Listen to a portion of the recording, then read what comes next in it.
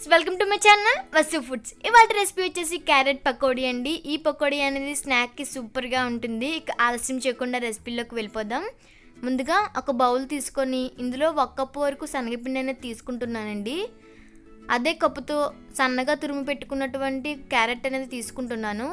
ఇందులోనే 2 table spoon వరకు వరిపిండి, 1 table spoon సన్నగా కట్ చేసిన పచ్చిమిర్చి, 1 టేబుల్ స్పూన్ వరకు కరివేపాకు, 1/2 టేబుల్ స్పూన్ జీలకర్ర, తగినంత సాల్ట్ వేసి మెత్తగా కలుపుకోవాలండి. ఇలా కలపడం వల్ల క్యారెట్లో ఉన్న వాటర్ అనేది బయటకు వస్తుంది. ఇప్పుడు ఇందులో తగినంత వాటర్ వేసుకొని పకోడీలు వేసుకోవడానికి వీలుగా కలుపుకోవాలి. ఎక్కువగా వాటర్ ఏమీ యాడ్ చేయనవసరం లేదండి, క్యారెట్లో ఉన్న వాటరే సరిపోతుంది. చూసారు కదా, ఈ విధంగా ఉంటే సరిపోతుందండి. ఇప్పుడు వేడిగా కాగిన నూనెలో ఇక్కడ చూపించిన విధంగా పకోడీలు అనేవి వేసుకోవాలి. మరీ పల్చగా కాదు, మరీ గట్టిగా కాకుండా కలుపుకోవాలండి. అలా అయితేనే పకోడీలు అనేవి బాగుంటాయి. ఈ ప్రాసెస్ అంతా కూడా మీడియం ఫ్లేమ్లోనే చేయాలండి, లేదంటే పకోడీ అనేది మాడిపోతుంది.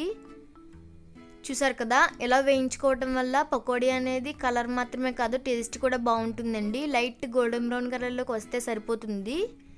ఇప్పుడు పకోడీని సర్వ్ చేసుకోవడమే. వేడివేడి క్యారెట్ పకోడీ రెడీ అయిపోయింది.